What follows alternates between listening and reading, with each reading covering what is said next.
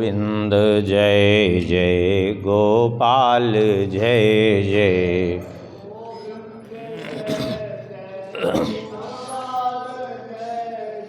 श्री राधा रमण हरि गोविंद जय जय।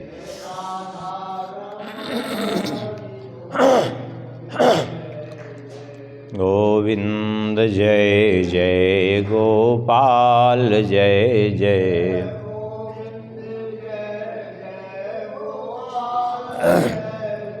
श्री राधा रमण हरि गोविंद जय जय।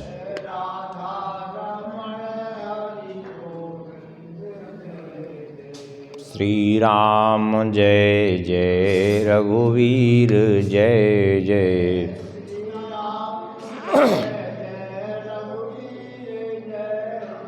सीतारमण श्री रघुनाथ जय जय।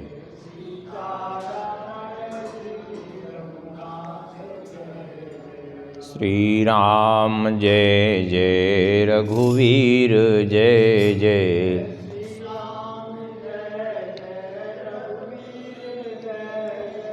सीतारमण श्री रघुनाथ जय जय।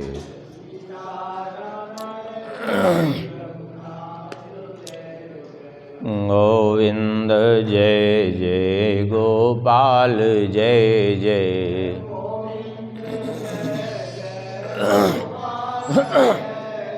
श्री राधा रमण हरि गोविंद जय जय।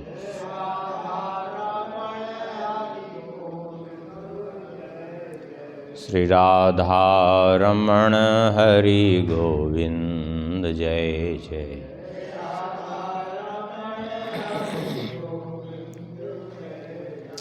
श्री वृंदावन बिहारी लाल की, श्री राधा श्याम सुंदर भगवान की, श्री सिद्धि सदन बिहारी बिहारणी जू की, श्री सीतारामचंद्र भगवान की, श्री हृदय बिहारी बिहारणी जू की, श्री कनक भुवन बिहारी बिहारणी जू की,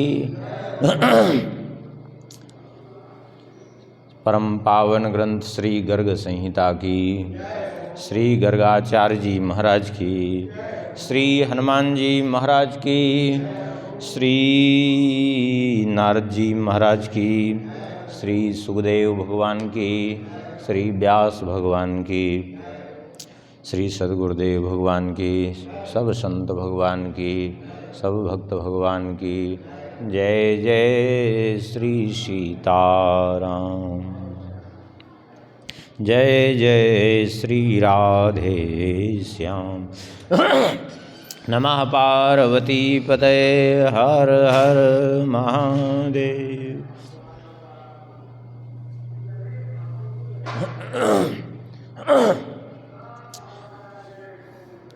परम मंगलमय परात्पर अखिलेश्वर अकारण करुणावरुणालय भक्तवांछा कल्पतरु भगवान की महती कृपा करुणा से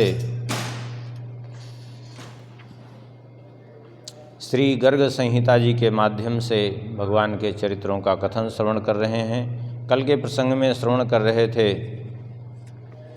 अनिरुद्ध जी का चंपापुरी में राजा हेमांगद से युद्ध हुआ और हेमांगद परास्त हो गए। और फिर उसके बाद जो है आगे बढ़े हैं। एक नारी राज्य था, वहाँ पर जो है स्त्री राज्य, वहाँ की रानी जो थी एक राजकुमारी जिसका नाम था सुरूपा, वो जो है युद्ध करने के लिए आई है और फिर बाद में इनके स्वरूप को देख करके वो मुग्ध हो गई है। उससे युद्ध तो नहीं किया, फिर वो द्वारिका चली गई।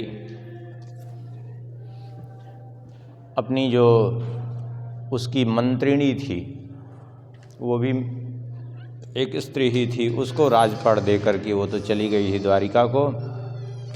वहाँ से आगे बढ़े एक सरोवर में जल पी रहा था इनका अश्व। उसी समय एक भीषण नाम का राक्षस था, उसने उस अश्व का हरण किया और अश्व का हरण करके वो समुद्र पार करके आकाश मार्ग से, वो तो राक्षस था, राक्षस आकाश मार्ग से भी चल लेते हैं, जल में भी चल लेते हैं, क्योंकि वो सब उनके पास विद्याएं होती हैं। मनुष्य को ये सब सुलभ नहीं है, प्राप्त कर सकता है, लेकिन राक्षसों की स्वाभाविक तामसी प्रवृत्ति होने के कारण उनको सहजता है इसको प्राप्त करने में, लेकिन मनुष्य के लिए सहजता नहीं है, क्योंकि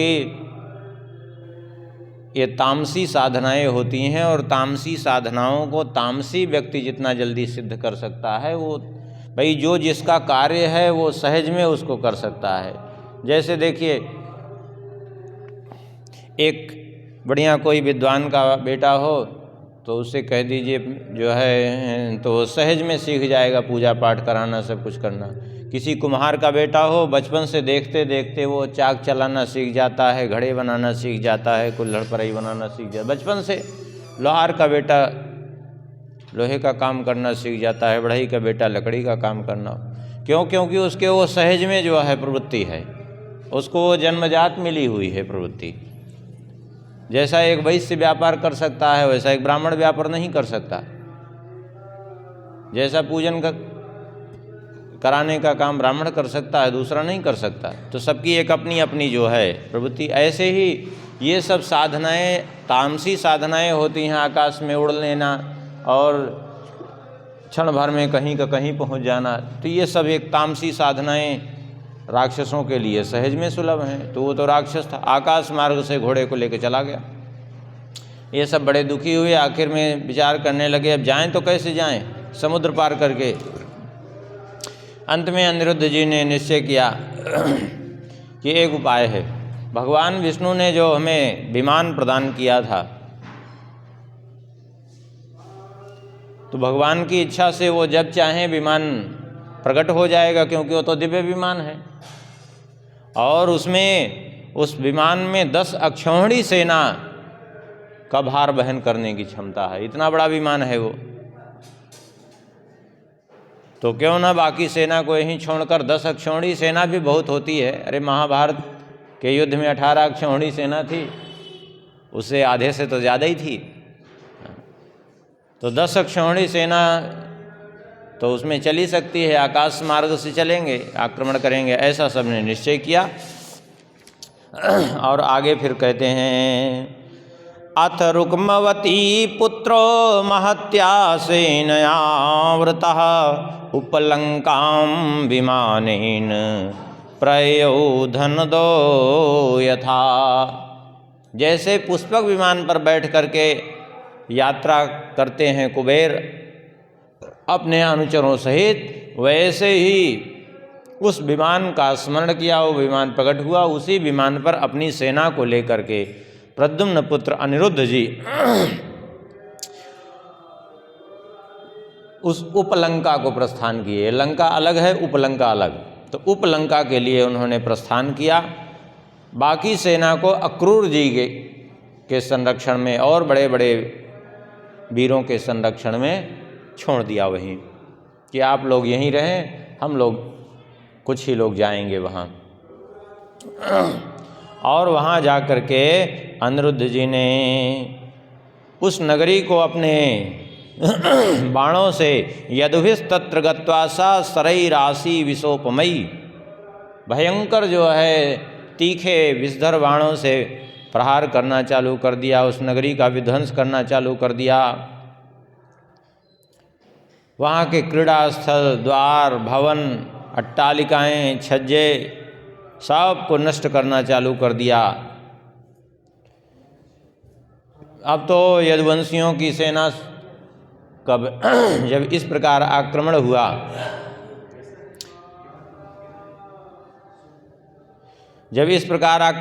तो वे सब अत्यंत पीड़ित हुए और पीड़ित होकर के जो है हाहाकार करने लगे और भाग करके भीषण के पास गए वे असुर, और भीषण से कहा कि जो है आक्रमण हो गया है यदुवंशियों का, बचाइए। अब तो जो है भीषण भी राक्षसों की सेना को लेकर के निकला है। और ततः प्रवृत्ते युद्धम यादवानां निशाचरै तत्पुर्यां चैव लंकायां कपिभिरक्षसां यथा। वहीं पर उपलंका में भयंकर संग्राम छिड़ गया यदुवंशियों में और उन राक्षसों में। दोनों तरफ से भयंकर युद्ध हो रहा है। बहुत से निशाचर पृथ्वी पर गिर पड़े मर करके, और देखते देखते पूरा भूमि में रक्त की नदी प्रवाहित होने लगी। इतना भयंकर युद्ध हुआ। भीषण नाम का जो असुर था, राक्षस, उसको बड़ा विस्मय हुआ देख करके, और उसने कहा यदुवंशियों की को देखकर, भवद्भिश्च कृतं युद्ध आकाशान्निर्वलैरिव अश्लाघनीयं च वृथा यूयं मानं करेत्सथ। यदुवंशियों से कहा, तुम लोग जो है व्यर्थ में वीरता का अभिमान करते हो। वीरता का अभिमान करने से कोई प्रशंसा का पात्र नहीं हो जाता। तुम लोग आकाश से विमान पर बैठ करके युद्ध कर रहे हो, नीचे उतर करके आओ, हमसे युद्ध करो। क्योंकि ये लोग विमान पर थे, उसी पर से अपना अपना अस्त्र शस्त्र प्रहार कर रहे थे। अनिरुद्ध जी ने कहा कि तुम भी आओ, युद्ध करो हमसे, हम तो तुमसे युद्ध करने ही तो आए हैं यहाँ। अब तो उस भीषण ने तुरंत युद्ध करना प्रारंभ किया। अपने धनुष से 5000 नाराज नाम के बाण छोड़े अनिरुद्ध जी के ऊपर। अनिरुद्ध जी ने उन सारे बाणों को काट काट करके नष्ट किया और उसके धनुष को भी काट डाला। दूसरा धनुष उठाया, उस पर प्रत्यंचा चढ़ाई, 100 बाण फिर छोड़ा, प्रद्युम्न जी को घायल किया। और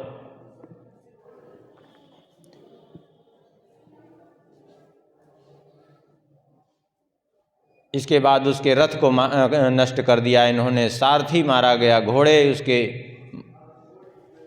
ये उतर करके नीचे आ गए अनिरुद्ध जी, और उसी पर रथ भी लेकर के चले गए थे उस विमान से। उस रथ को नीचे उतार करके उस पर सवार हो गए, तो उस रथ को उसने नष्ट कर दिया, सारथी को मार डाला, घोड़ा भी नष्ट हो गया। अनिरुद्ध जी मूर्छावस्था में चले गए। अब तो यदुवंशी सब जो है कुपित हो गए, उस पर भयंकर बाण वर्षा की। उस असुर ने भी धनुष रख करके गदा उठाया और गदा उठा करके सबको मारना चालू कर दिया। वो कुचलने लगा। यदुवंशियों की सेना में कई लोग देखते देखते धराशायी हो गए। तब बलराम जी के जो छोटे भाई हैं गद, इन्होंने ततो गृहीत्वा स्वगदाम गदः संकर्षणानुजा ताड़यामास समरे भीषणस्य च मूर्धनि। गद जी ने अपनी गदा लेकर के उस भीषण नाम के राक्षस के मस्तक पर जोर से प्रहार किया। उस मस्तक से व्यथित होकर के वो भूमि पर गिर पड़ा है, उसका सिर फट गया है, मूर्छा अवस्था आ गई। जब मूर्छा अवस्था आ गई तो उसके जो अनुयायी असुर थे दौड़े गद को मारने के लिए, लेकिन गद ने उन असुरों को भी मार मार करके धराशायी कर दिया। अथोत्थितो निरुद्धस्तु ब्रुवन् धन्वी क्षणेन वै भीषणो मम शत्रुर्वै क्व गता सा महाखला। अनिरुद्ध जी को तब तक होश आया और होश आते ही उठ के खड़े हो गए। कहाँ गया वो दुष्ट भीषण, कहाँ गया, इस प्रकार कहते हुए अब तो इनको देख करके यदुवंशी सेना में जय जयकार होने लगी। देवता भी हर्षित हो गए। इधर युद्ध चल रहा था और तब तक श्री नारद जी पहुँच गए इसके पिता बक के पास। ये जो भीषण का पिता था, बकासुर भी कहते हैं, एक बकासुर वो जो जिसको भीमसेन ने मारा था वो अलग था, ये दूसरा बकासुर था। हाँ,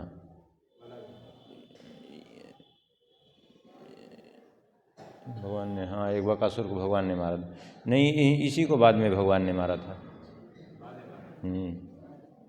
तो ये बकासुर के पास पहुँचे नारद जी और नारद जी ने जाकर के उसको कह दिया कि तुम्हारे पुत्र के ऊपर संकट है, तुम यहाँ बैठे हो, जाओ।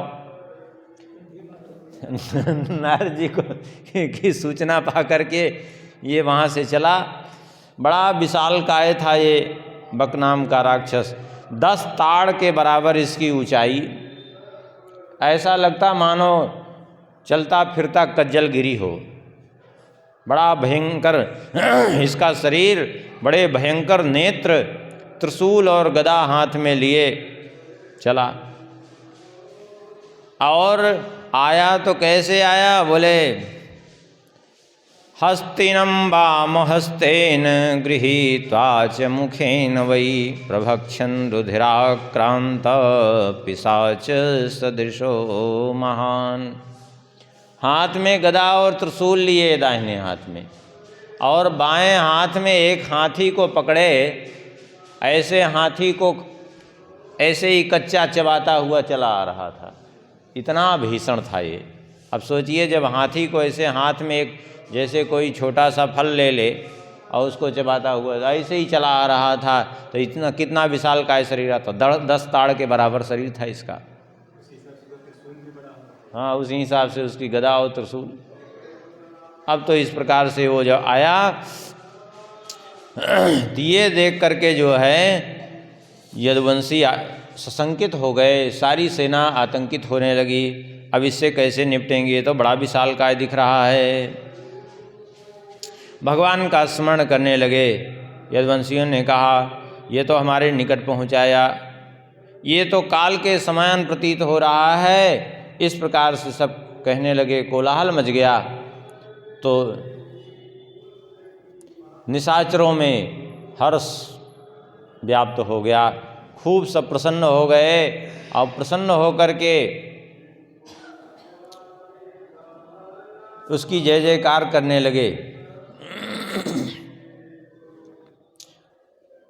इधर भीषण जो उसका पुत्र था, उसको मूर्छित देख करके संग्राम में वो बक शोकमग्न हो गया, और कुछ देर तो शोकमग्न रहा। उसके बाद उठ खड़ा हुआ और कहा, तब तक भीषण उठ खड़ा हुआ, उसकी मूर्छा जागृत हो गई और उसने कहा, कहाँ गया गद जिसने मेरे ऊपर प्रहार किया। इस प्रकार से अब तो इसने अपने पुत्र को हृदय से लगाया, आश्वासन दिया। इसने भी अपने पिता को प्रणाम किया और उसके बाद युद्ध करने के लिए दोनों ही तत्पर हो गए।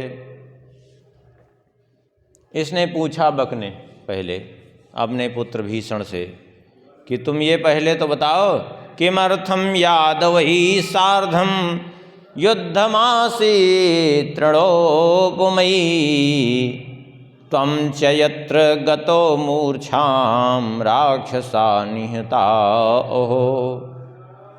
इन यदुवंशियों के साथ तुम युद्ध किस लिए कर रहे हो, पहले ये तो बताओ। और ये सब तो तिनके के समान है, फिर तुम मूर्छित कैसे हो गए, बहुत से राक्षस मारे कैसे गए ये मनुष्यों के हाथ से। भीषण ने सारी बात बताई कि किस प्रकार से हमने घोड़ा पकड़ा और उसी घोड़े के लिए ये लड़ाई हुई है। इतना सुनकर के बक ने अपनी गदा उठाई और यदुवंश की सेना में प्रवेश किया युद्ध करने के लिए। अब ये पहुँचते ही कहते हैं, पद्भ्याम अमर्द पाणिभ्याम यादवान सम्मुखे गतान भुजाभ्याम गदया सिंहो प्रसुप्तांश्च मृगान यथा। ये जाकर के अपने पैरों से ही जो है यदुवंशी सैनिकों को रौंदने लगा। जितना विशालकाय था, हाथों से पकड़ करके ऐसे मसल देता, भुजाओं में भर करके दबा देता, इस प्रकार से किसी को गदा के आघात से ऐसे मार देता। घोड़ों को उठा करके हयांस्य क्षेप गगने गजास्य वर्थास था, घोड़ों को, हाथियों को, रथों को उठाकर ऐसे आकाश में फेंक देता।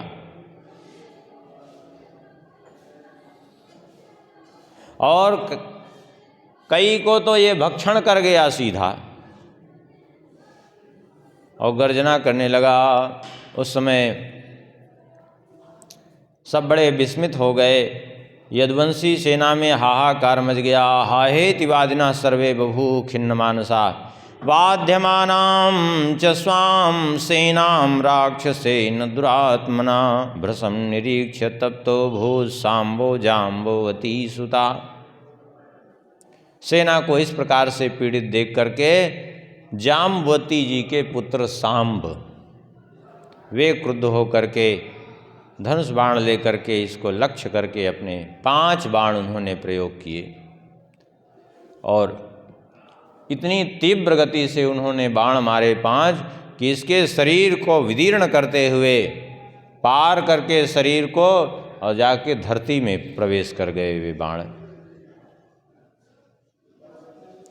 उसके बाद जो है साहतस्तु सरैराजन पपात चालयन महीम पुनरुत्थाय सबको ननाद जलदस्वना। उन बाणों के आघात से भूमि पर गिर पड़ा, लेकिन फिर से उठ करके खड़ा हो गया, गर्जना करने लगा। तो फिर से सांब ने 5 बाण इसको फिर मारे। फिर से इस बार जब इन्होंने बाण मारा तो चक्कर काटता हुआ ये जाकर के वहीं लंका में गिरा, माने उपलंका में। उसके बाद वहाँ से फिर से त्रिशूल लेकर के ये आया और इसने सांब पर प्रहार किया। त्रिशूल को आते देख करके सांब ने अपने बाण मार करके उसके 2 टुकड़े किए।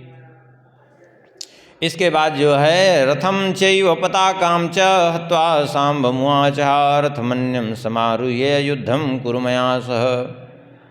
उसने गदा का प्रहार किया, इनके ऊपर दूर से ही गदा का प्रहार किया तो सांब तो उछल करके निकल गए, लेकिन इनके घोड़े सारथी मर गए, रथ भी चूर चूर हो गया।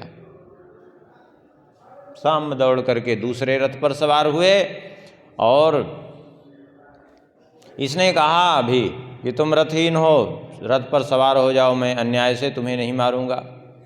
दूसरे रथ पर सवार हुए हैं और उसके बाद फिर से युद्ध प्रारंभ हो गया है। सामने फिर उसकी छाती पर अपनी गदा से प्रहार किया, गदा से वो व्याकुल हो गया कुछ, और उसके बाद फिर भी उस प्रहार का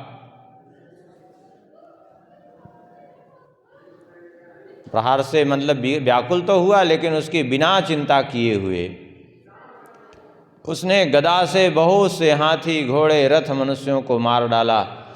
और फिर यदुवंशी सेना में हाहाकार मच गया।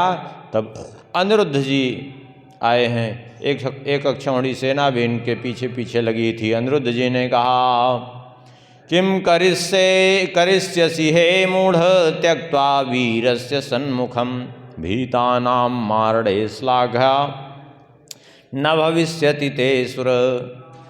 अरे मूढ़, तुझे युद्ध करना है तो मुझसे युद्ध कर, तो जो भयभीत हैं उनके सामने तू क्या युद्ध कर रहा है? उन पर, दुर्बलों पर अत्याचार करने से क्या फायदा? उससे तेरी प्रशंसा नहीं होनी है। युद्ध करना है तो तू मुझसे कर।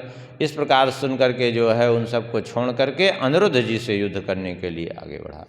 अनिरुद्ध जी ने फिर 10 नाराज नाम के बाण मारे और वे बाण उसके शरीर को छेद करके पार हो गए, भूतल में समा गए, और फिर वो मूर्छित हो गया। भीषण को मारा, वह भी मूर्छित हो गया, दोनों ही पृथ्वी पर गिर पड़े।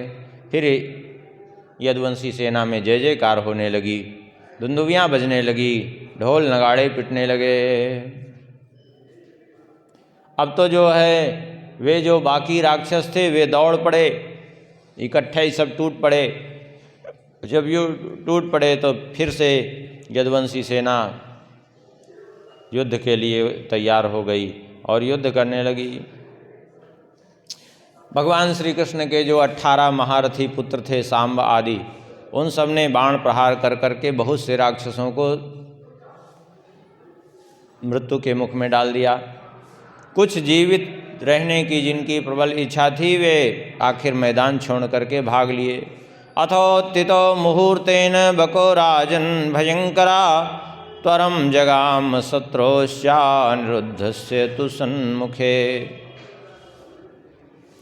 कहते हैं 2 घड़ी तक वे दोनों मूर्छित रहे। उसके बाद वह बक फिर से उठ खड़ा हुआ, फिर से उठ करके एक भारी गदा उठाई और अनिरुद्ध जी के सिर पर प्रहार किया। उस गदा को अपनी ओर आते देख करके अनिरुद्ध जी ने यमदंड का प्रहार किया तो उस यमदंड से वो गदा नष्ट हो गई।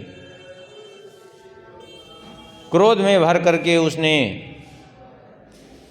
अनिरुद्ध जी को सोचा कि ऐसे ही इनसे शस्त्र युद्ध करना ठीक नहीं है, इनको हम भक्षण कर जाएंगे। ऐसा सोच करके वो अनिरुद्ध जी को खाने के लिए दौड़ पड़ा, लेकिन अनिरुद्ध जी ने उसके ऊपर यमदंड का प्रहार कर दिया तो उसका मस्तक फट गया। रक्त वमन करता हुआ भूमि पर गिर गया, मूर्छित हो गया। अब तो इसको मूर्छित देख करके परिघ लेकर के वो भीषण युद्ध के लिए दौड़ पड़ा। अनिरुद्ध जी ने नागपाश में उसको भीषण को भी बांध दिया और बांध करके उसको खींचना प्रारंभ कर दिया। इस प्रकार से उसको भी परास्त किया। अंत में विवश होकर के ये दोनों देख लिए कि इनसे तो किसी तरह से पार नहीं पाएंगे, हम क्या करें। सांब ने कहा, अरे असुर, यदि अपनी रक्षा चाहते हो तो एक ही उपाय है कि तुम अस्त्र ला करके वापस कर दो। जिनसे तुम युद्ध कर रहे हो वो कोई सामान्य नहीं है, वे भगवान श्री कृष्ण के पौत्र हैं।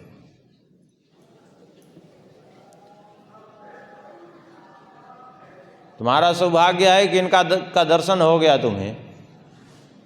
देवता, दानव, मनुष्य सभी एक साथ भी आकर के इनके सामने युद्ध नहीं कर सकते, सब इनके सामने मस्तक झुकाते हैं।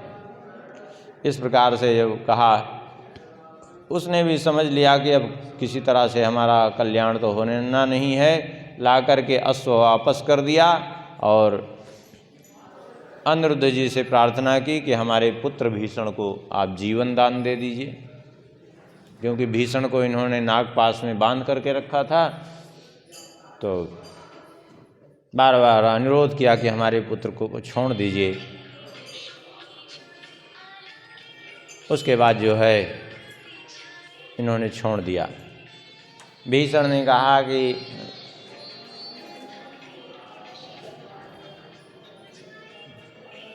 ठीक है, अब जाइए, हमसे भी अपराध तो बना, हमने आपके अश्व का हरण किया। और अंत में फिर उस अश्व को लेकर के, उस अश्व को भी विमान पर चढ़ा करके वहाँ से ये सब प्रस्थान किए हैं, आकाश मार्ग से आ गए इस पार। आगे वर्णन करते हैं श्री गर्गाचार्य जी। तथा प्राप्ता स्वसेनायां विमानस्थु सापति शीघ्रं चाकाशमार्गेण नादयन् जयदुन्दुभीन्। विमान पर बैठ करके उषा वल्लभ श्री अनिरुद्ध जी महाराज अपनी विजय दुंदुभी बजवाते हुए इस पार आ गए, समुद्र पार करके। अक्रूर जी आदि देख करके बड़े प्रसन्न हुए और सारा हाल यहाँ आकर के सुनाया, जो जैसे हुआ था वहाँ। उधर वो बक जो है घायल होने के कारण मूर्छित था, उठ करके जो है उसने कहा कि वो लोग चले गए। क्रोध में आ गया वो, और क्रोध में जो है फिर से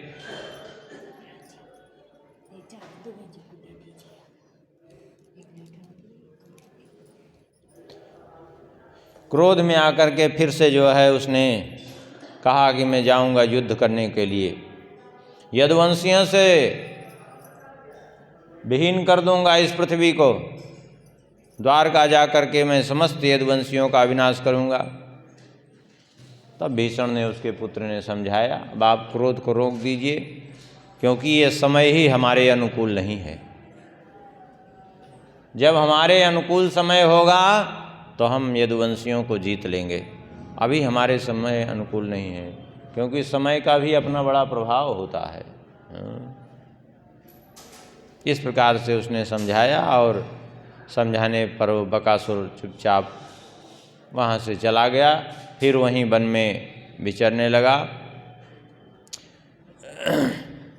इधर अश्व का विधिवत उन्होंने अभिषेक किया है ला करके, और अनिरुद्ध जी ने पुनः विजय यात्रा के लिए उसको छोड़ दिया, आगे बढ़ गया वो, और वहाँ से चलते हुए भद्रावती पुरी पहुँच गया। बढ़िया सुंदर उपवन से सुशोभित पुरी थी, और राजा यौवनाश्व उस पुरी के रक्षक थे। ये वो यौवनाश्व जो पूर्व में थे वो नहीं, ये यौवनाश्व राजा ये द्वापर के अंत में हुए थे, ये दूसरे यौवनाश्व हैं। संयोगवशात ये भद्रावती पुरी में जब ये अश्व पहुंचा, तो जो उस पुरी के रक्षक थे उन्होंने पकड़ करके ले जाके राजा के सन्मुख खड़ा कर दिया घोड़े को। राजा ने देखा तो तुरंत युद्ध करने के लिए तैयार हो गया, और युद्ध करने के लिए तैयार हो गया। इधर अनिरुद्ध जी ने श्री उद्धव जी को बुला करके पूछा, कोयम समागतो मंत्रिन सन्मुखे सहसेनया, हय हरता शत्रु मुख्यो तत्सर्वं कथयस्व चा। अनिरुद्ध जी ने कहा, हे मंत्रीवर उद्धव जी, अब आप बताइए ये सेना जो आ रही है हमारे सन्मुख, ये कौन है, और अश्व का अपहरण किसने किया है, इस सब के विषय में हमें जानकारी दीजिए। उद्धव जी ने कहा, इस राजा का नाम है यौवनाश्व, और ये मरुधन्व देश के स्वामी का पुत्र है। ये इसके पिता की मृत्यु हो चुकी है, अपने पिता के राज पर ये राज कर रहा है। इस नगरी का नाम है भद्रावती पुरी, इसलिए जो है ये युद्ध करने के लिए आया है। अब इससे भी युद्ध करना ही पड़ेगा। अब तो युद्ध के लिए जब वो सन्मुख आया तो अनिरुद्ध जी भी तैयार हो गए युद्ध के लिए। भयंकर युद्ध प्रारंभ हो गया। 3 अक्षौहिणी सेना उसकी थी। थोड़ी ही देर में जो है सारी सेना का विनाश कर दिया इन्होंने। अनिरुद्ध जी ने उसके बाद कहा, राजन प्रयक्षतुर्गम युद्धम कुरुन चेन्मया, वाक्यम श्रुत्वा हरे पौत्रम ज्ञात्वा राजा भयान्विता। अनिरुद्ध जी ने कहा, राजन अब या तो युद्ध करिए या तो मुझे अश्व वापस करिए, घोड़ा लौटाइए। तुम्हारी ये 3 अक्षौहिणी सेना पूरी नष्ट हो चुकी है। जान गया कि अब इसके बाद जब इतनी सेना हमारी नष्ट हो गई, जो बची खुची है नगर की रक्षा के लिए वो भी खत्म हो जाएगी, कोई मतलब तो निकलेगा नहीं। इससे अच्छा है अश्व समर्पित कर देना ही ठीक है। और उसने पराजय स्वीकार कर ली और लाकर अश्व समर्पित कर दिया।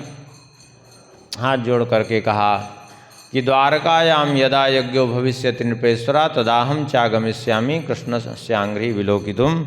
द्वारका में मैं दर्शन करने के लिए आऊँगा, भगवान श्री कृष्ण के दर्शन करूँगा। इस प्रकार से इसने कहा और अनिरुद्ध जी ने पुनः उसके राज्य पर प्रतिष्ठित करके और फिर वहाँ से प्रस्थान किया। आगे विजय के लिए उस अश्व को छोड़ दिया।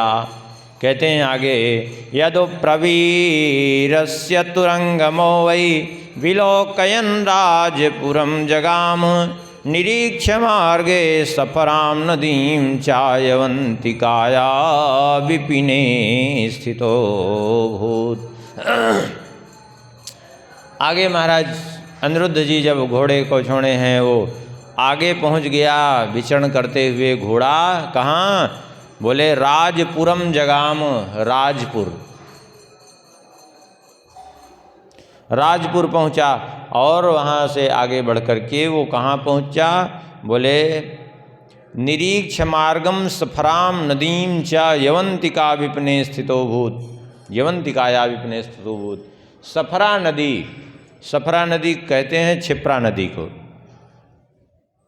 क्षिप्रा नदी के समीप से पहुंच करके वो उज्जैन पहुंच गया, अवंतिकापुरी। जब वहाँ पहुंचा, वो विचरण कर रहा था घोड़ा। उसी समय संयोग वसात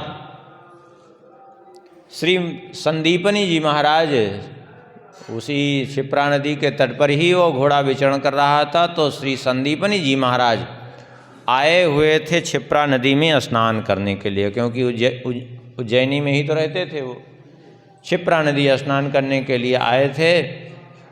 उन्होंने जब देखा, बढ़िया सुंदर तुलसी की माला पहने हुए हैं, श्वेत वस्त्र धारण किए हुए थे और निरंतर भगवान श्री कृष्ण का नाम उच्चारण कर रहे थे अपनी जिह्वा से। उन्होंने, वो स्नान कर रहे थे, उसी समय वो अश्व जहाँ पर स्नान कर रहे थे घाट पर, उसी जगह जाकर के वो अश्व जल पीने लगा। उसको जल पीते देख करके उस अश्व पर दृष्टि पड़ी तो उसके मस्तक पर पत्र इन्होंने देखा। अब सामने, ठीक सामने जल पी रहा है जहाँ स्नान कर रहे हैं, तो स्वाभाविक है कि क्या लिखा है वो सब समझ में देख लिया उन्होंने। और उसको पढ़ा।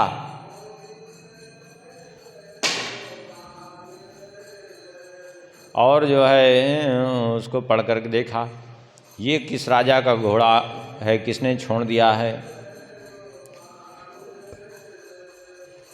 वहीं संयोग से अवंतीपुरी के राजकुमार बिंद भी स्नान कर रहे थे। बिंद अनुबिंद दो थे ना, तो वो भी स्नान कर रहे थे।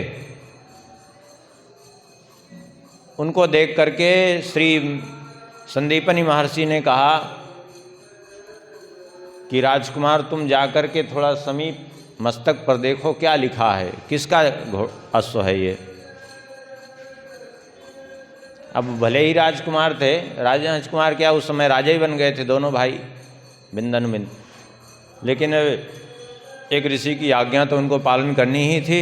उन्होंने निकल करके समीप नदी के तट पर आकर के देखा, उसको पकड़ करके, तो उसमें वो पत्र पढ़ करके देखा और कहा कि ये तो राजा उग्रसेन जी का पत्र है, लिखा है इसमें उन्होंने अश्वमेध यज्ञ के निमित्त से ये घोड़ा छोड़ा है, जो इसको पकड़ेगा उससे युद्ध होगा।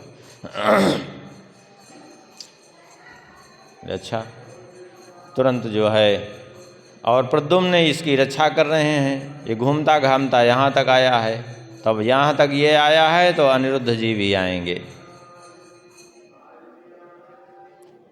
सुन करके जो है संदीपनी जी ने कहा तो पकड़ लो घोड़ा अब। हाँ, पकड़ ले। घोड़ा क्यों पकड़ लें?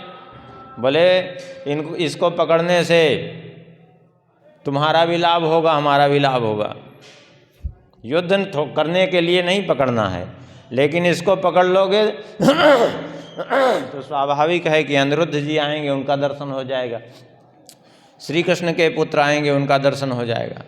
और तुम्हारी बहन है मित्रवृंदा, उसके भी पुत्र आए होंगे, उन सब का दर्शन हो जाएगा, तुम्हें सबसे भेंट हो जाएगी, इसलिए तुम तो घोड़ा पकड़ लो बस। बोले ठीक है, अब आपकी आज्ञा है तो पकड़ लेते हैं। अब तो घोड़ा तो पकड़ लिया। बोले अब करें क्या? बोले अब करना कुछ नहीं, तुमको आदर सत्कार की तैयारी करना है और कुछ नहीं करना है। राजकुमार बिंद गए, आदर सत्कार की पूरी तैयारी किए, और तब तक यदुवंशी सेना आ गई। यदुवंशी सेना का धुंधुविनाद हो रहा था, घोड़े हिनहिना रहे थे, रथों की घड़घड़ाहट। राजकुमार बिंद तो बड़े विस्मित हो गए कि इतनी बड़ी सेना आ गई, ये घोड़ा पकड़ लिए हैं, कहीं ऐसा न हो कि ये कुछ का कुछ समझ करके युद्ध ही चालू हो जाए। सब पूछने लगे आखिर ये घोड़ा कहाँ गया, अभी यहीं तो था, आखिर घोड़ा गया कहाँ। तो जिसने देखा था उसने कहा कि राजकुमार बिंद पकड़ करके ले गए हैं उस घोड़े को। अनिरुद्ध जी बड़े विस्मित हुए, वो कैसे जो है पकड़ के ले जा सकते हैं भाई घोड़े को हमारे, भाई हमारे तो रिश्ते में हैं और फिर वो कैसे हमारा घोड़ा पकड़ सकते हैं, क्या वो युद्ध करने के लिए तैयार हो गए हैं। उद्धव जी से कहा कि आप जाइए अवंतीपुरी, वहाँ देखिए आखिर क्या हो रहा है, क्यों ऐसा किया उन्होंने। इधर बिंद और अनुबिंद दोनों भाई जो है बहुत लोगों को साथ में लेकर के वहाँ से आए हैं, आगे बढ़े हैं। और अनुबिंद ने आकर के कहा, यदूनां कृष्णदेवानां भ्रातर्मोचे घोटकं संबंधस्य मिषेणापि कुल कौशल हेतवे। अनुबिंद ने बिंद से कहा, भैया जिनके देवता स्वयं श्री कृष्ण हैं, ये यदुवंशियों का घोड़ा तुम क्यों ले आए, हमारा उनके साथ संबंध है, तुम क्यों पकड़ करके ले आए। देख रहे हो यदुवंशियों की सेना का इसका दुष्परिणाम कितना बड़ा खड़ा हो जाएगा हमारे सामने। तुम्हें ध्यान नहीं है, श्री कृष्ण ने अकेले यही सारी सेना का, पृथ्वी के सारे राजा राजकुमार यहीं थे और सबका अकेले उन्होंने मान मर्दन किया था हमारी बहन के विवाह में, जब सबने उत्पात किया था। तो अब पूरी सेना उनकी आई है, कौन उनका सामना करेगा। बिंद ने कहा कि आप चिंता न करें, हमने उनसे मिलने के लिए घोड़ा पकड़ा है, कोई युद्ध करने के लिए हमने घोड़ा नहीं पकड़ा है। अब आप तो चल करके हमारे साथ उनको आमंत्रित करिए, उनको निमंत्रण दीजिए और ठहराइए, सबका स्वागत सत्कार करिए, अब हम लोगों के लिए ही ठीक है। ये ठीक है। प्रसन्न हो गए, प्रसन्न होकर के जो है आगे बढ़े। तो उद्धव जी से भेंट हुई।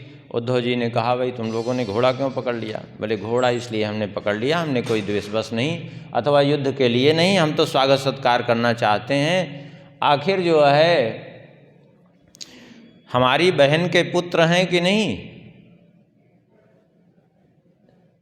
हमारी बहन के पुत्र भी युद्ध यहाँ पे आए हुए हैं, इस सेना में हैं। और फिर उनके भी पुत्र समझ लीजिए अनिरुद्ध जी, क्योंकि प्रद्युम्न के पुत्र ही हैं अनिरुद्ध। तो इस तरह से देखा जाए तो हमारी बहन के पुत्रों के भतीजे ही तो हैं, तो हमारा स्वागत सत्कार करना तो बनता है। श्री कृष्ण हमारे बहनोई हैं, इसलिए हमने ऐसा किया है। बाकी हमारा कोई ऐसा उद्देश्य लड़ने का नहीं है। उद्धव जी महाराज प्रसन्न हुए। 10 योजन दूर तक पूरा शिविर लग गया और पूरी सेना पड़ गई। विभिन्न प्रकार के व्यंजन उन्होंने बनवाए हैं और खूब स्वागत सत्कार हुआ है। और उसके बाद जो है प्रद्युम्न जी इनके पुत्र अनिरुद्ध जी महाराज वहाँ से फिर श्री संदीपनि महर्षि के पास गए हैं। जा कर के उनके चरणों में प्रणाम किया है सबने। श्री कृष्ण के पुत्रों ने, अनिरुद्ध जी ने, प्रद्युम्न और साम्ब आदि ने, उद्धव जी ने, सब ने जा कर के प्रणाम किया है, विधिवत पूजन किया है। और सारी बात बताई है कि हम अश्वमेध यज्ञ का अश्व लेकर के यहाँ आए हुए हैं, अब हम कृपा करिए, हमको आशीर्वाद प्रदान करिए।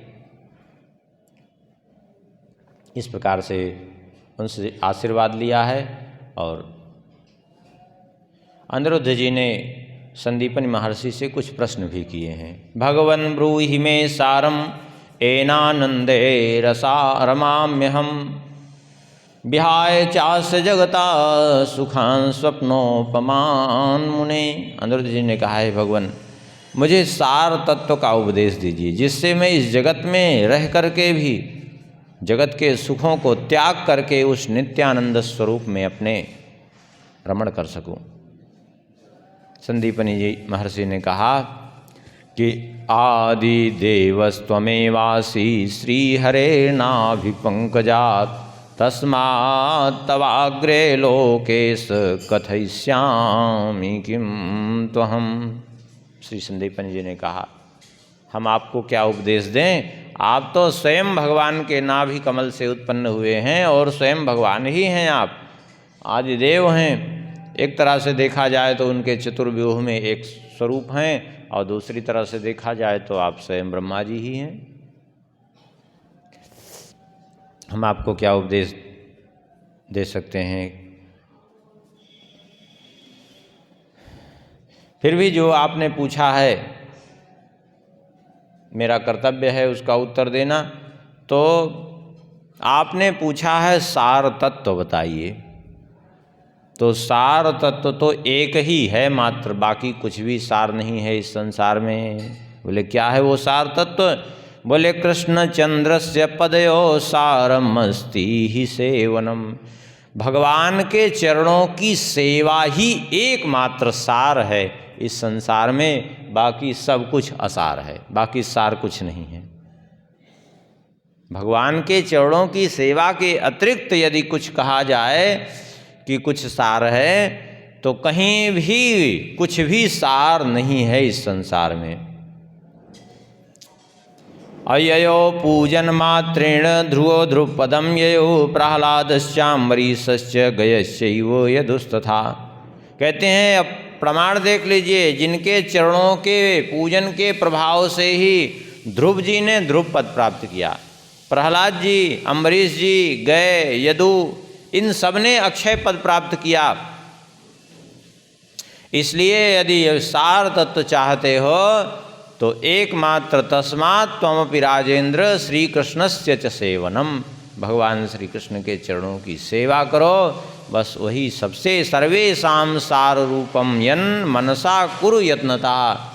सबका सार रूप वही है, सारे संसार का ही नहीं समस्त साधनों का भी सारभूत तत्व है भगवान की सेवा। तुम सब लोग तो बड़े सौभाग्यशाली हो कि भगवान श्री कृष्ण के वंश में ही उत्पन्न हुए हो। वे तुम्हारे संबंधी हैं, तुम्हारे कुटुंबी हैं, उनके तुम प्रिय हो, इसलिए तुम सब तो स्वयं ही जीवन मुक्त हो। क्यों? क्योंकि कोई श्री कृष्ण को अपना पुत्र समझता है यदुवंशियों में, कोई अपना भाई मानता है, कोई पिता मानता है, कोई मित्र मानता है। इस प्रकार से सुदृढ़ भाव रख करके तुम लोगों का सहज उनसे प्रेम है, और इससे बढ़कर के भगवान से संबंध जुड़ जाए, भगवान की सेवा मिल जाए, इससे बढ़कर के कर्तव्य है ही क्या। अनिरुद्ध जी ने पूछा, कह कर्ता चास्य जगतः आदि रूपा सनातना यस्मादासी पूर्वमिदं तन्मे वर्णे विस्तरात्। अनिरुद्ध जी ने कहा, हे मुनिवर, इस जगत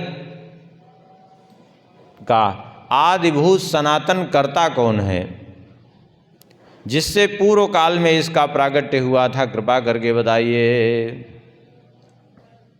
भगवान प्रत्येक युग युग में किस रूप में धर्म का अनुष्ठान करते हैं, यह सब हमसे बताइए। संदीपनि जी ने कहा, उत्पत्तिश्च निरोधश्च यस्मादासीद्यनुद्वः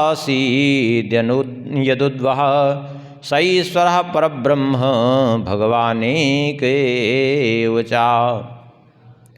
हे अनिरुद्ध जी, जिससे ये संपूर्ण संसार की उत्पत्ति, पालन और संहार होता है, वह एकमात्र ईश्वर है, परब्रह्म।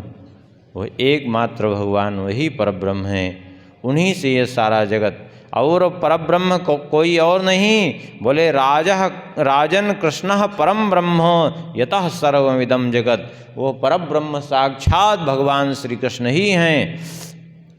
जगच्चयो यत्र चेदम यस्मिश्च लय में सती। उन्हीं से ये सारा जगत प्रकट होता है, उन्हीं में स्थित भी है और उन्हीं में लय भी हो जाता है। वे ही ब्रह्म हैं, वे ही परम धाम हैं। सत असत से परे वे ही परम पद हैं, उनसे भिन्न जगत में कुछ भी नहीं है। सैव मूल प्रकृतिर्व्यक्त रूपी जगच्च सा तस्मिन्नेव लयम सर्वम याति तत्रैव तिष्ठति। वही मूल प्रकृति हैं, वही व्यक्त रूप वाले संसार हैं, और उन्हीं में सबका लय होता है, उन्हीं में सबकी स्थिति है। सारे जगत का प्रादुर्भाव, चर अचर सारे जगत का प्रादुर्भाव उन्हीं में होता है, उन्हीं से सारा जगत है। वे ही चतुर्युगेप्यसौ विष्णु स्थिति व्यापार लक्षणा युग व्यवस्थां कुरुते यथा राजेंद्र तच्छृणु। वे ही स्वयं विष्णु रूप धारण करके चारों युग की व्यवस्था देखते हैं। चारों युगों में इस सारे संसार का पालन कार्य वे ही करते हैं। कहते हैं सतयुग में लोग समस्त प्राणियों के प्रति हित में तत्पर रहने वाले वे ही भगवान कपिल रूप धारण कर लेते हैं। जीवों को उपदेश दे करके सन्मार्ग प्रदर्शित करते हैं उनको। क्यों? क्योंकि उस समय सभी सदाचारी रहते हैं, सभी धर्मात्मा रहते हैं, तो उनको धर्म का उपदेश देते हैं वे ही कपिल रूप में प्रकट होकर के। त्रेता में वही जब देखते हैं कि दुष्ट हो गए हैं, जो संसार पर संकट बन रहे हैं, तो वे ही चक्रवर्ती के रूप में प्रकट होकर के दुष्टों का निग्रह करते हैं श्री राम जी के रूप में। वे ही देखते हैं कि द्वापर में तमाम अत्याचारियों का जन्म हो गया है, तो वे ही द्वापर में इस रूप में प्रकट होकर के श्री कृष्ण के रूप में इन सब दुष्टों का निग्रह करते हैं। और वे ही देखते हैं कि लोग वेद विद्या को ग्रहण करने में समर्थ नहीं हो रहे हैं, वेदों का विभाजन भी वे ही करते हैं। विभिन्न पुराणों की रचना वे ही करते हैं व्यास रूप से आकर के। वास्तव में देखा जाए तो वे एक ही हैं, और वे ही कलयुग के अंत में कल की अवतार रूप में प्रकट होकर के म्लेच्छों का संहार भी करते हैं। वे ही सृष्टि के आदि हैं, वे ही सृष्टि रूप हैं, और वे ही सृष्टि के अंत कारण भी हैं। सृष्टि का सृजन, पालन, संहार, ये तीनों क्रियाएं एकमात्र उन्हीं से होती हैं। ऐसे भगवान श्री हरि को हम प्रणाम करते हैं। वे श्री कृष्ण ही सबके ध्येय हैं, वे ही अविनाशी परमात्मा हैं, वे ही मुझ पर प्रसन्न हों। इस प्रकार से जो है सब कुछ जब वे ही हैं, श्री कृष्ण ही, तो करना क्या है? बोले तस्मान् नृपेन्द्र हरिपत्पौत्र मनोमयं च सर्वं विहाय जगतस्य सुखं च दुःखं मोक्षप्रदं सुरवरं किल सर्वदं त्वं द्वारावती नरपतिं भज कृष्णचंद्रम। कहते हैं इसलिए राजन, हे श्री कृष्ण पौत्र अनिरुद्ध जी, संपूर्ण जगत के मनोमय दुख सुख के मनोभाव को, उसके प्रभाव से मुक्त होकर के एकमात्र भगवान श्री कृष्ण का भजन करो, वही सारा सार है। कहते हैं इस प्रकार जो भक्ति युक्त होकर के भगवान के इस वृत्त सार का वर्णन करता है, सुनता है, उसकी बुद्धि निर्मल हो जाती है और भक्ति की योग्यता प्राप्त हो जाती है। क्योंकि बिना बुद्धि के निर्मल हुए भक्ति की योग्यता नहीं प्राप्त होती। इस प्रकार से उपदेश दिया श्री संदीपनी जी ने, और संदीपनी जी को प्रणाम करके वहाँ से विदा हो करके ये लोग आगे प्रस्थान किए हैं। बड़ी प्रसन्न हुए हैं और कहा मेरा मोह नष्ट हो गया। और संदीपनी मुनि प्रसन्न हुए और संदीपनी जी ने कहा अब हमारी भी इच्छा है द्वारिकापुरी जाने की, बहुत समय हो गया, श्री कृष्ण बलराम का दर्शन हमें नहीं हुआ, आज तुम्हें देख करके हमें पुनः उनका स्मरण हो आया है। तो तुरंत जो है अनिरुद्ध जी ने अपना एक बढ़िया रथ और सेवक भेज करके बढ़िया उनको रथ पर बिठा करके कुछ सेवक साथ में नियुक्त करके कि इनको आदर पूर्वक प्रेम पूर्वक जो है रथ पर बिठा करके द्वारिका लेके जाओ महर्षि को। तो उनको द्वारिका भेज दिया। द्वारिका जैसे ही पहुँचे हैं, श्री कृष्ण बलराम जी देख करके बड़े प्रसन्न हुए हैं, उग्रसेन जी भी प्रसन्न हुए हैं। सब ने आकर चरणों में साष्टांग वंदन किया है और विधिवत पूजन किया है उग्रसेन जी ने इनका। इधर पुनः अश्व को आगे के लिए खोल दिया श्री अनिरुद्ध जी ने और वो आगे बढ़ने लगा। आगे पहुँचते ही कहाँ पहुँचा, बोले अवंतिकापुरी से आगे बढ़ गया वो राजपुर, जहाँ साल्व का भाई राज्य करता था जिसका नाम था अनुसाल्व। साल्व का भाई जिसको, वही साल्व जिसको भगवान ने मारा, उसी का भाई अनुसाल्व राज करता था। वो अश्व सीधा वहीं पहुंच गया। जब उसने अनुसाल्व ने देखा तो उस अश्व को पकड़ लिया। देख करके बड़ा प्रसन्न हुआ, क्रोध के मारे होठ फड़कने लगे उसके, और कहा कि अच्छा हुआ वे स्वयं आ गए, आज मैं अपने भाई की मृत्यु का बदला ले लूँगा सबको मार करके, क्योंकि मेरे भाई सालों को मारा है श्री कृष्ण ने, तो मैं भी सबका वध करूँगा। इस प्रकार से कह करके इसने सोचा कि ये यदुवंशी हैं ही क्या हमारे सामने, ये सोच करके इनके प्रभाव को तो न समझाओ। 10 अक्षौहिणी सेना लेकर के नगर से बाहर निकला, युद्ध के लिए भयंकर बाण वर्षा प्रारंभ कर दी। उभयो सेनयोर्युद्धम तथा समभवन मृधे, खड्गै बाणै गदाभिश्च शक्तिभिर्भिन्दिपालकै। दोनों ओर से भयंकर युद्ध चालू हो गया। दोनों ओर से बाण बरस रहे हैं, अस्त्र शस्त्र बरस रहे हैं। अनुसाल्व की सेना में भगदड़ मच गई ये देख करके। यदुवंशियों की सेना के सामने उसकी सेना ठहर नहीं पाई, भगदड़ मच गई। तो अनुसाल्व ने रोका सेना को, रुक जाओ, और स्वयं गर्जना करते हुए युद्ध के लिए सन्मुख उपस्थित हुआ। उसे सामने देख करके श्री कृष्ण के पुत्र दीप्तिमान युद्ध करने के लिए आए, उसके सामने पहुँचे। इनको देख करके क्रोध में भर गया, धनुष पर अपने बाण चढ़ा करके इन पर प्रहार करने लगा। दीप्तिमान की भुजा में कई बाण लगे, लहूलुहान हो गई भुजा। तो उन्होंने धनुष उठाया, 10 बाण मारा, और 10 बाण मार करके दीप्तिमान ने उसके शरीर को भी विदीर्ण कर दिया। सब उसके शरीर को छेद छेद करके बाण बाहर हो गए, पार हो गए।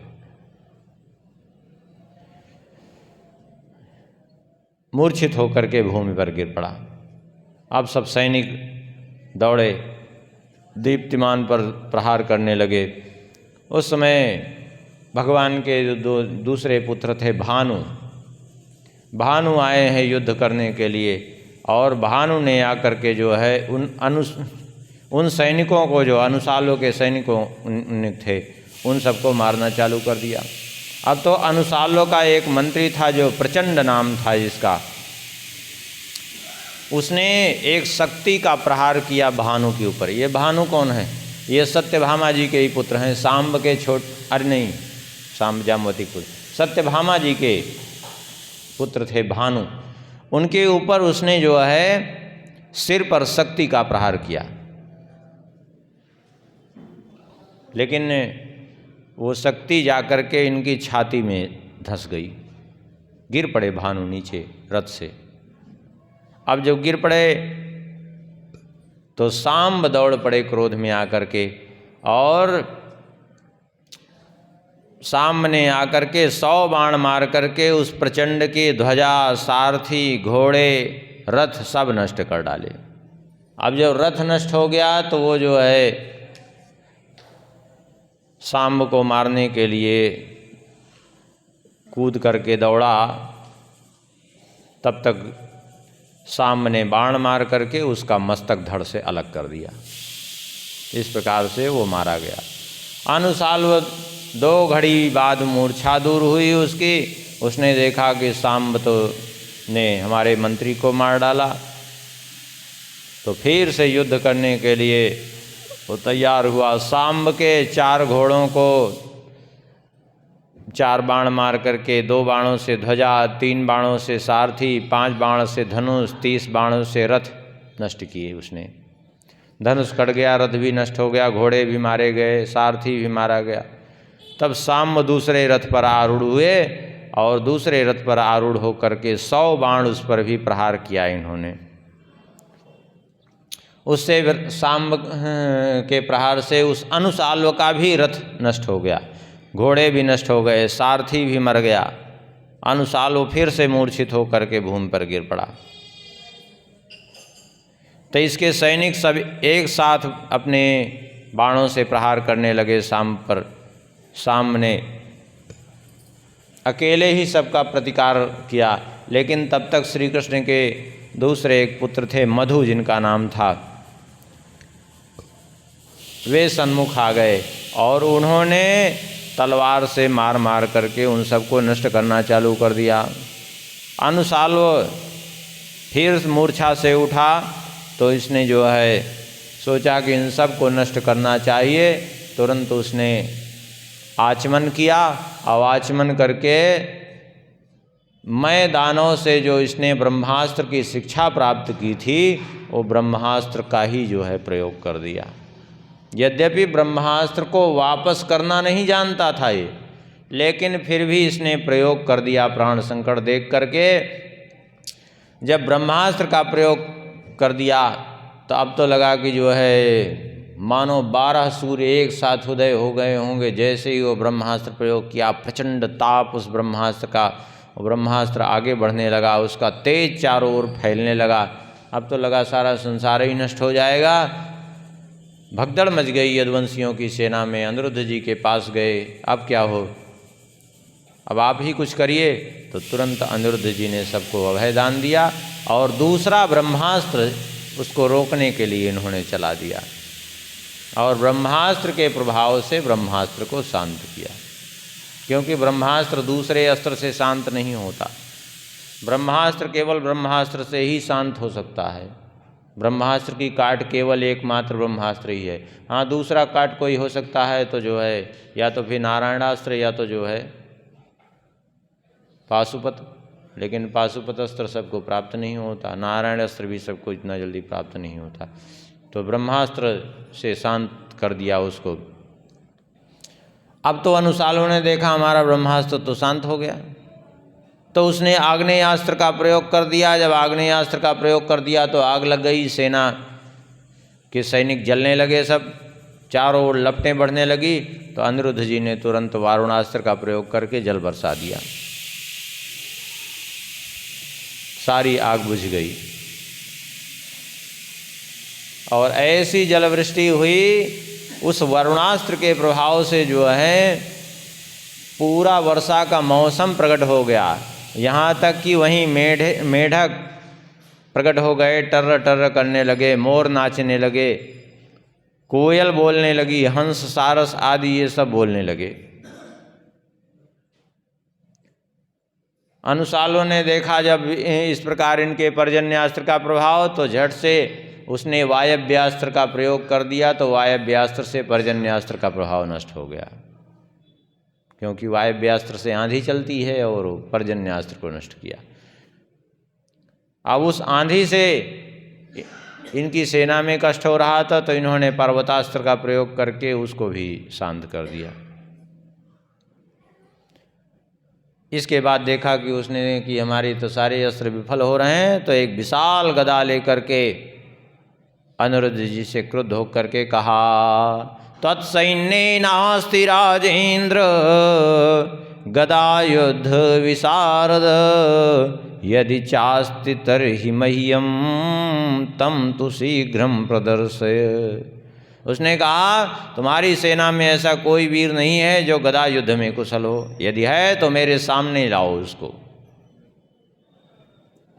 ये सुनकर के बिना कुछ किसी के कहे श्री कृष्ण के पुत्र गद नारे श्री कृष्ण के भाई बलराम जी के जो छोटे भाई रोहिणी जी के पुत्र हैं गद, ये एक गदा लेकर, गदा युद्ध में बड़े कुशल थे, गदा युद्ध लेकर के आ गए सामने। बोले तुम इतना घमंड मत करो कि तुम्हें ही सारे अस्त्र शस्त्रों का ज्ञान है, चलो करो गदा युद्ध।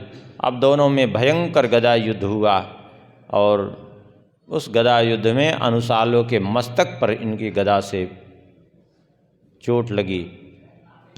अनुसालों ने भी गद के ऊपर गदा से आघात किया, दोनों ही लड़ते लड़ते मूर्छित हो गए। हाँ,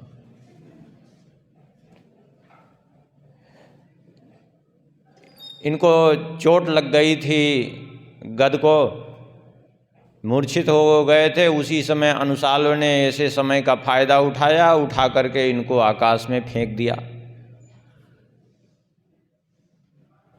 नहीं, गद ने उठा करके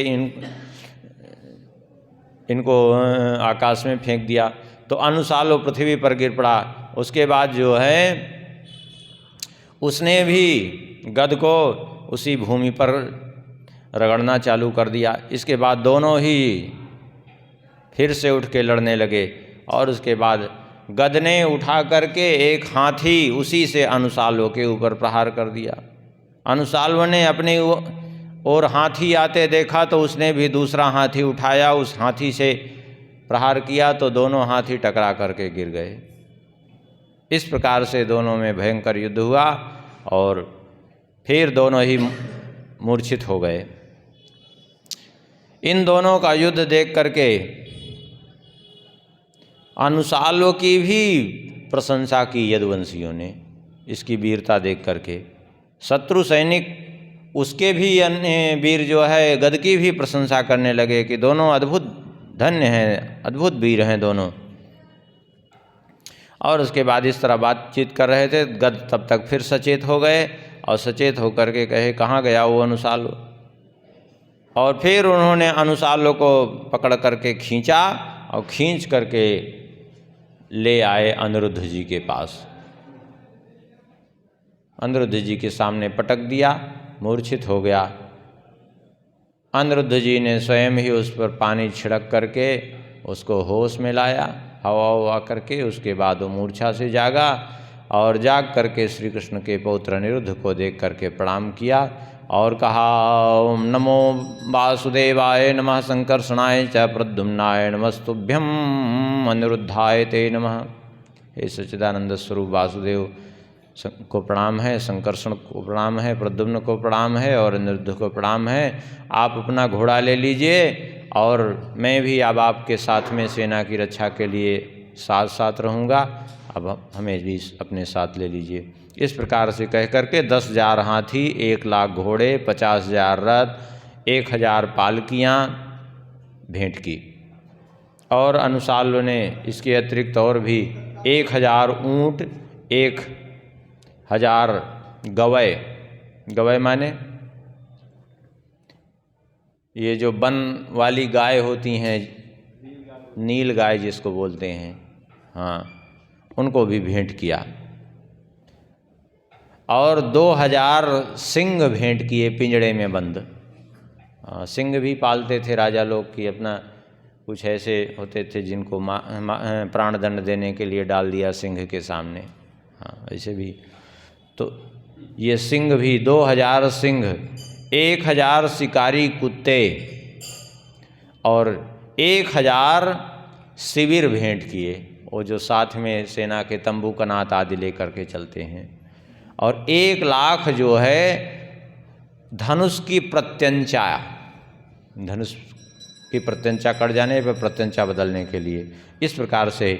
और 10,000 पर्दे, 1,00,000 दुधारू गैया और 1,000 भार स्वर्ण, 4,000 भार चांदी और 1 भार मोती अनिरुद्ध जी को अर्पण किए।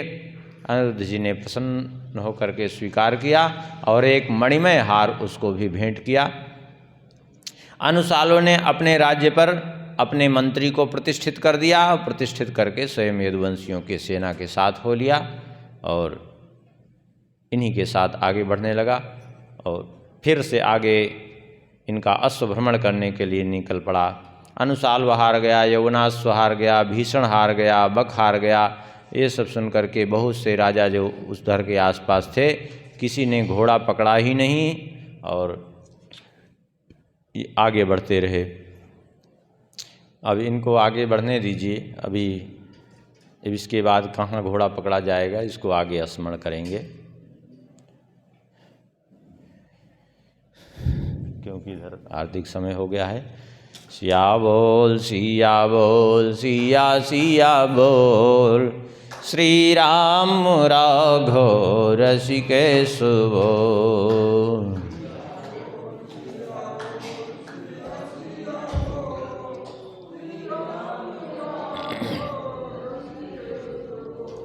सिया बोल सिया बोल सिया सिया बोल, श्री राम राघव रसिकेश बोल।